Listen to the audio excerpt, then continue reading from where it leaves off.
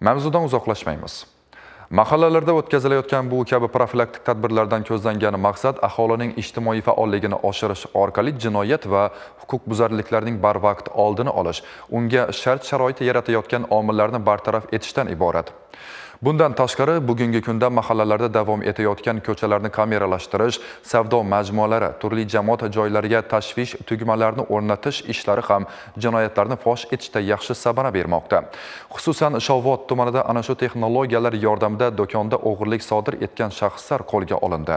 Hozir shu haqda Joriy yilning 17-aprel kuni soat tungi 3:05 da Xorazm viloyati Qo'riqlash boshqarmasining Shovot tuman qo'riqlash bo'limi tomonidan qo'riqlanadigan Shovot tumani Komiljon Otaniyozov ko'chasida joylashgan uyali telefon va uning aksessuarlari sotiladigan do'kondan tashvish xabari kelib tushgan. Rom markazga aloqaga. Aloqadaman.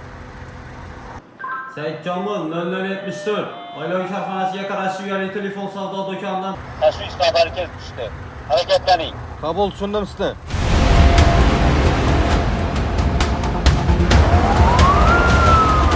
Shundan so'ng tuman qo'riqlash bo'limi tezkor harakatlanuvchi guruh xodimlari zudlik bilan ushbu do'konga yo'naltiriladi. Hodisa joyiga yetib borgan xodimlar do'kon eshigini buzib ochilganligini ko'rgach, do'kon ichkarisini ko'zdan kechirish maqsadida ichkariga kirishganida, shu do'konning ichida o'g'irlik jinoyatini sodir qilayotgan shaxs qo'riqlash bo'limi xodimlari taqibidan qutulish maqsadida ularga faol qarshilik ko'rsatishiga qaramasdan, qo'riqlash bo'limi xodimi ushbu shaxsni ushlab zararsizlantirishga erishadi va tergov tezkor guruhini yordamga chaqiradi. Dastlab surishtiruv jarayonida do'kondan o'g'irlik qilishga uringan shaxs Xiva shahrida istiqomat qiluvchi 1995-yilda tug'ilgan yigit ekanligi ma'lum bo'ldi. Mazkur holat yuzasidan Jinoyat kodeksining o'g'irlik va hokimiyat vakiliga qarshilik ko'rsatish moddalariga asosan jinoyat ishi qo'zg'atilib, dastlabki tergov harakatlari olib borilmoqda. Jinoyat ishi yuzasidan gumondor ehtiyot chorasi sifatida qamoqqa olingan. Haqiqatan ham mening magazinimda o'g'irlik qilishga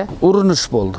Ammo qo'riqlash xodimlari kelib, o'g'irlik qilgan shaxsni qo'lga olishdi. Tadbirkorning qo'riqlash xizmati imkoniyatlaridan foydalanayotganligi va qo'riqlash bo'limi xodimlarining fidoyiligi tufayli o'g'irlik jinoyatining oldi olinishiga erishildi. O'z xizmat vazifalarini sidqidildan va to'laqonli bajargan ushbu xodimlarning otalariga viloyat ichki ishlar boshqarmasi boshlig'ining tashakkurnomasi topshirilgan bo'lsa, xodimlarning o'zlari qimmatbaho sovg'a bilan taqdirlandi.